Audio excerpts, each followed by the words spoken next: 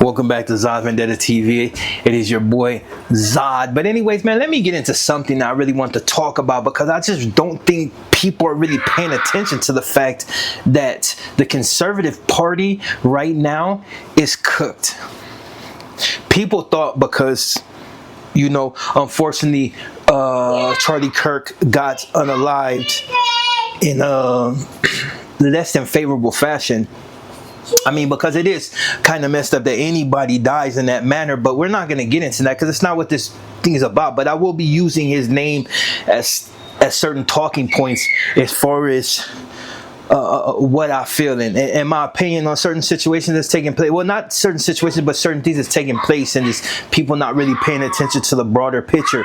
Now, it's no secret that it's no secret that this Nick Fuentes is literally poaching Charlie Kirk's fan base. Like he literally found a way in a loophole to dig in Kirk's pocket and take everything away from him. And don't get me wrong, it's not saying that anybody that supported Charlie Kirk is gonna fall off or forget about Charlie Kirk and whatever contributions that people, I won't say assume, but I guess to them he made some sort of contribution to, Christianity, which the rhetoric that and the stuff that he was spewing out his mouth sometimes didn't align with that. I mean, there was certain values and Christian values that I understood that he talked about, and those are the talking points I usually enjoyed. But when he got into other things such as reversing certain, when it came to slavery and abolishing this and abolishing that, and this is why this particular area of I'm not going to go into that, but basically he's saying that blacks were a detriment, basically, without so much saying it, but he alluded to it a lot of times, numerous times. You can catch him saying it, and then not only that, but things about guns and But anyway, so I'm not going to get into that because it's not about Charlie Kirk. Charlie Kirk is resting in peace.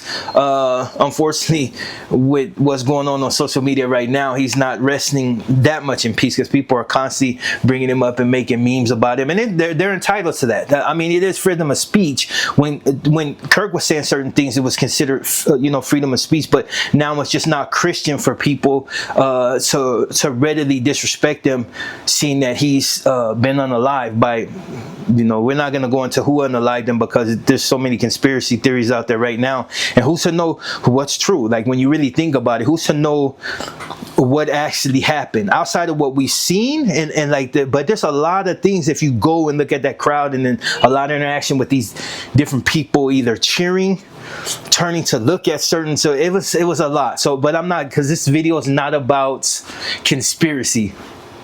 It's a fact that conservatives as a party has went downhill, and I'm saying that as a conservative. Like, it's just, you guys have ruined it so much by the things that you've allowed, that the next time there is an election, I can pretty much guarantee you that it's going to be a Democrat in office. I don't foresee Republicans winning another election for quite some time. I think the next 3 or 4 presidents are going to be Democrats, and whoever the president is at that time will be my president. I have no problem with it. I mean, like I said, I usually vote conservative, but it's like, at the end of the day, it is what it is. But I'm not one of these bootlickers that's going to get on here and refuse to point out the flaws, which are more than obvious.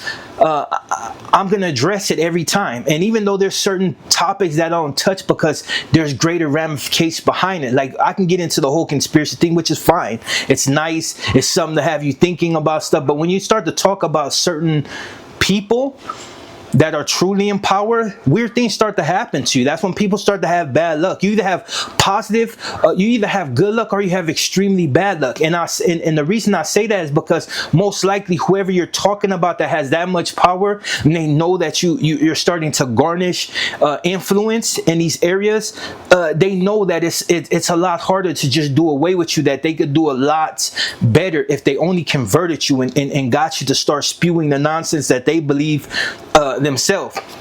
Now, the disconnect between Nick Fuentes and Charlie Kirk was a vast difference.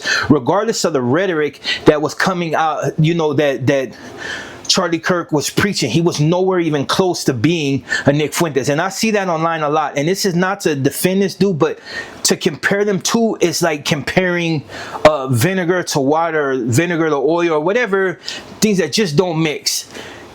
Those are the comparisons that you would get. There are no way and in no particular anything close to one another. That's why Nick Fuentes was always trying to use certain things to point out that, that Charlie Kirk wasn't even that, questioning his whether he was really truly conservative and a true patriot, or he was just one of those people. But I seen what he do. He undermined him at every little. But and I don't even really want to go into that. But those are some of the reasons why the party is cooked. Not only because what the president's allowing to take place, which he got bigger fish to fry, so he can't really focus on surface level problems, like as far as like skirmishes and little disagreements and the stuff going on social media. Even though he's been known to pay close attention to things that are said about him on social media, but to really get into it, because and that's another thing.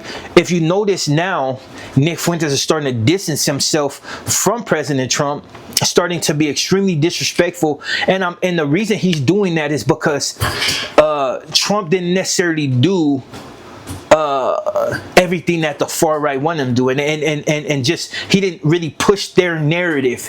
He did what he wanted to do because it's beneficial to the billionaires and the people that got real money. That's what it's all about. President Trump is there's certain views that he has that are on point, and there's other ones that it's more focused on money. And he was a businessman, so. And a savvy one at that. I mean, there were some other things that, he kind of failed on, but for the most part, the Trump name is outside of what's going on, is golden in certain areas. But I digress. But this is why I feel the conservative party is cooked. You even got Candace Owens. She cannot bring the blacks to the table, and certain blacks that are at the table and other races that have come to the table, they're starting to be put off by these people, because you're not really giving a clear view of what's gonna happen outside of the few bootlickers that are do anything to be praised by the whiteys. The rest of them are starting to see that it's no real vision going forward. There's no true path of going forward. It's all in disarray, disillusion, and things that were said that were going to happen, as far as like the farmers and their farms and people being taken care of, money being reimbursed for what they put into it. They've essentially been lied to, because none of that's taken place. It's actually been a reverse. Everything that you thought that you're going to receive as an American, you've been getting it taken from you. This is the stuff I talk about. These are the talking points. I wish I could sit down with somebody that's more lit when it comes to, now I know that's not the proper way to say it, but let's just say the people that are more lit when it comes to their understanding of every little facet of politics. You know what I mean? I wish I could have somebody and just really pick their brains, but I know this video has went entirely too long, and this is more of a rant, but Nick Fuentes, I'll just say this. Dude plays as if he's super conservative, and he might truly be. He likes to downplay the fact that he is in fact racist by saying he's not racist, which that only going to work for a certain time. The people that really push that line, that are really about white nationalist period and everything white and nothing else, if you don't push the narrative that they want you to push, you're gonna get your black man wake up call. And I say black man because that's the most derogatory form I could think of, when it comes to being disrespectful to nobody, because that seems like to be the going sentiment of people that want to be disrespectful towards the black man. But you're going to get your wake-up call. For one, you can use all you want as far as, Mexico was European, so Fuentes and all these other, you can say it's European, but at the end of the day, it's like Spain was not only occupied by English. You had the Jews there, you had the Muslims. I can break down when the Muslims actually conquered Spain, and the English had to come and push them out, and then which eventually pushed them to a small settlement, and then eventually they found an excuse to just eradicate them, period, because the Muslims were not content with just being in that small space, seeing that at one time they had conquered all that. I mean, you can see it all in your architecture. So to assume that Mexico is all white is just, I mean, not Mexico, but to assume that Mexico is European because the Spaniards saw, which, do you remember at one time they didn't consider Italians, they didn't consider Irish, they didn't consider a few people white, but now they want to put it all together because it makes sense to them, because the more you have believe in this facade, the better off it is, because you don't have as much pushback. That's when you move from classism to racism and slavery and everything else that came along with that. But anyways, Nick Fuentes is not a staunch conservative. He's not a staunch racist. He just don't want to be around black people. I know people that are just like that, and we don't talk, so whatever, you're entitled to that. But he's playing the right, and he's playing these alt-right dudes. He's paying. It's like that gypsy dude that's half Mexican, half gypsy. He's not white, but he's so-called Nazi. But anyways, I can get into all day, but basically, if the Conservative Party want to move forward, you got to change a lot of things. And with Trump in office right now, and unfortunately, it's just not going to go the way you think it is. It's like when Bush invaded Iraq. It actually put a black mark on the Bushes and made it to where they won't be presidents for a long time, regardless of anything. And that's what they're going to do to the conservatives.